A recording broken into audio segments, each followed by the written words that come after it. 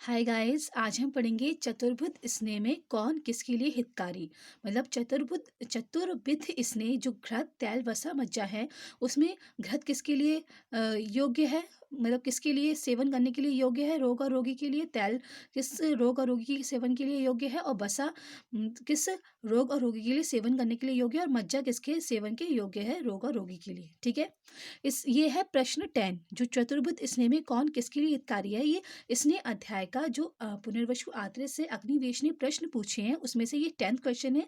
इससे पहले हम 9 क्वेश्चंस के आंसर्स पढ़ चुके हैं, जैसे कि इसने की योनि, उत्पत्ति कारण क्या है, इसने की कितने होते कितने भेद होते हैं, चतुर्विध स्नेह के पृथक पृथक क्या गुण हैं, किस स्नेहपान का काल क्या है, किस स्नेह के पीने का अनुपान क्या है, और स्नेह की प्रविचारणाएं क्या है, स्नेह की मात्रा तथा मान प्रमाण, और स्नेह की कौन मात्रा किसके लिए उपयोगी है, ये पढ़ चुके हैं।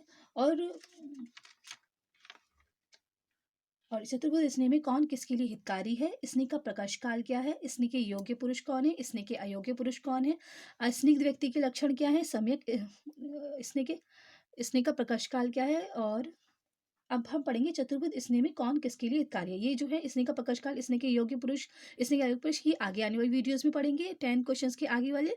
लेकिन आज हम पढ़ेंगे चतुर्भुज स्नेह में कौन किसके लिए हितकारी है। ठीक है। तो देखते हैं घृत सेवन के योग्य रोग और रोगी। श्लोक पर आते हैं।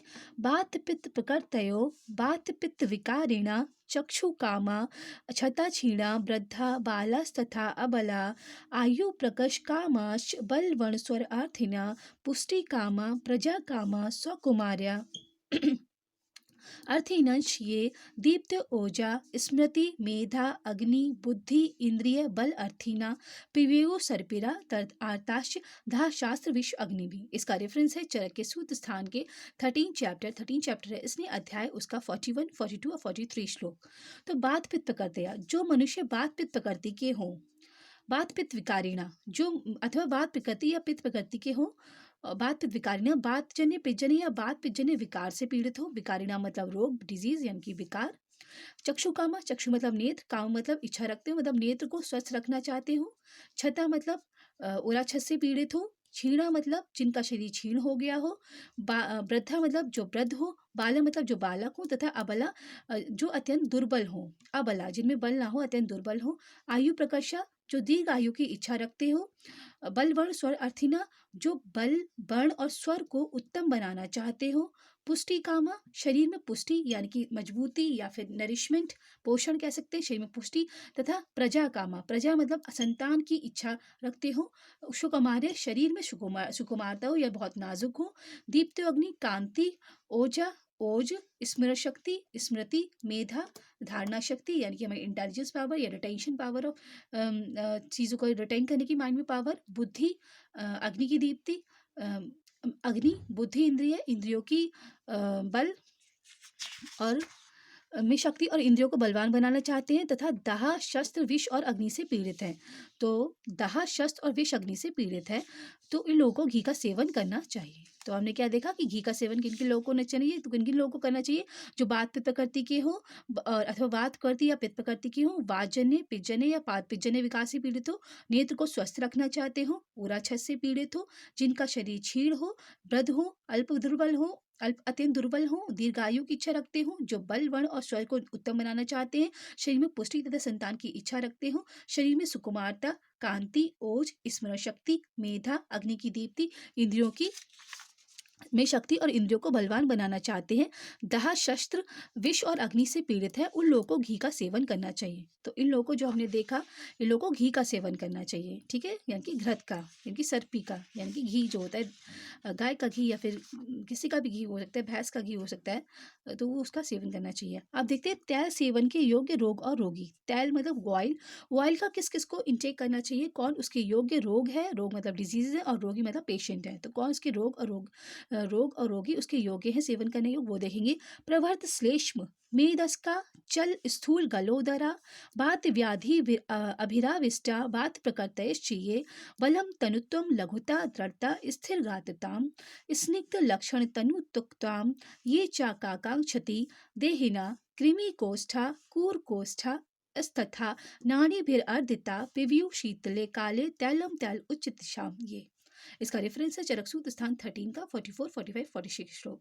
तो प्रभात श्लेष्मा, जिन व्यक्तियों में शरीर में कफ कफ बढ़ गया हो, मेदश का और मेदा अधिक बढ़ गया हो, जिनके गले और उदर में इतना मांस बढ़ गया हो कि चलते समय हिलता हो, चल स्थूल गलो उदरा, गले में और उदर में इतना मांस बढ़ गया हो कि चलते समय हिलता हो, बात व्याधि अभिराविष्टा, जो बात व्याधि से पीड़ित हो, बात प्रकृति के मनुष्य हो, बात प्रकृति बलम तनुतम लघुतम दृढ़ता स्थिर गादता। बल मतलब जो शरीर में बल, तनुतम मतलब पतलापन, लघुता मतलब हल्कापन, दृढ़ता मतलब दृढ़ता और शरीर को स्थिर बनाना चाहते हैं। तो जो शरीर में बल बनाना चाहते हैं, तनुतम पतलापन लाना चाहते हैं, लघुता हल्कापन लाना चाहते हैं और दृढ़ता उसको स्थिर बनाना चाहते, दृढ़ता मतलब स्ट्रांग बनाना चाहते हैं और स्थिर का एकदम स्थिर बनाना चाहते हैं मतलब स्टेबल बनाना चाहते हैं, उनको तेल का सेवन करना चाहिए। तो स्निग्ध लक्षण तनुक्तम, जिनके उदर में कृमि हो, ये काकांक्षी रहना कृमि कोष्ठ, जिनके उदर में कृमि हो, कूर कोष्ठ, जो जिनका कोष्ठ कूर हो मतलब बहुत ज़्यादा कूर हो, मतलब बहुत टाइट उनको मल पास होता हो, और नाड़ी भरता, जो नाड़ी भर से पीड़ित हो, जिन लोगों को तैल खाने का अभ्यास हो, पीव्यो शीतले काले तैलम तैलो चिकित्सा, वो लोग ठंडे समय में तैल का पान कर सकते हैं। ठीक है, तो ये तैल के उनके इसमें इसमें क्या क्या याद रख सकते हैं? पवश्लेष्मा मेदस का, चल स्थूल गल उदरा, बात व्याधि विष्टा, बात पकड़तया, बल तनुतम लघुतम दृढ़ता स्थिर गातितम, स्निग्ध लक्षण तनुक्ताम, ये च आकांक्षति इतेहिना कृमि कोष्ठा कूर कोष्ठा नाड़ी भिर अर्दिता पिबियो शीतले काले तैलम तैल उचित साम। ठीक है, अब देखते हैं बसा सेवन के योग्य रोग और रोगी। तो बसा के सेवन के कौन योग्य रोग और रोगी? बसा मतलब फैट कौन खा सकते हैं?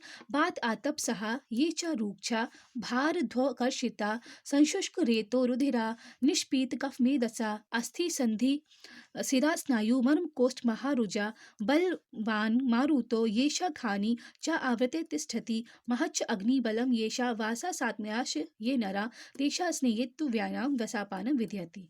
तो इसका रेफरेंस भी चरक सूत्र स्थान के 13 चैप्टर का 47, 48, 49 श्लोक है।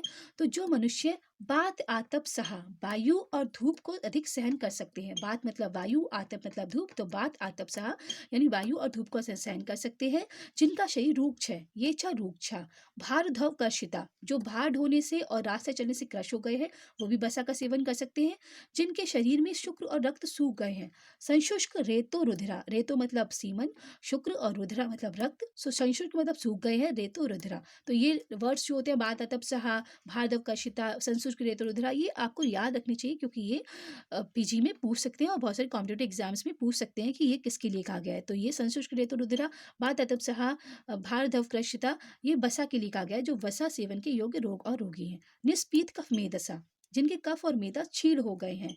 अस्थि संधि सिरा स्नायु मर्म कोष्ठ महारुजा, जिनके अस्थि संधि सिरा स्नायु मर्म और कोष्ठ में अधिक वेदना होती है। अस्थि संधि सिरा स्नायु मर्म कोष्ठ महारुजा, उन्हें हमें बसा का सेवन करना चाहिए।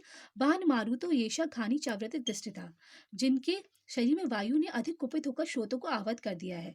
तो खा मतलब होता है श्रोतस, तो खानी आवृत्य तिष्ठति, श्रोतों को आवत कर दिया है। मारु तो मतलब वायु ने, जिनके श्रोतों को वायु ने आवत कर दिया है, उन्हें भी बसा का सेवन करना चाहिए। जिनकी अग्नि अत्यधिक तीव्र है, माहच अग्नि बलम, जिनकी अग्नि अत्यधिक तीव्र है। येषा वसा सात्म्या शिनरा, जो वसा खा के वसा जिनके लिए साथ में हो गया है, जो वसा का सेवन के अभ्यासी है।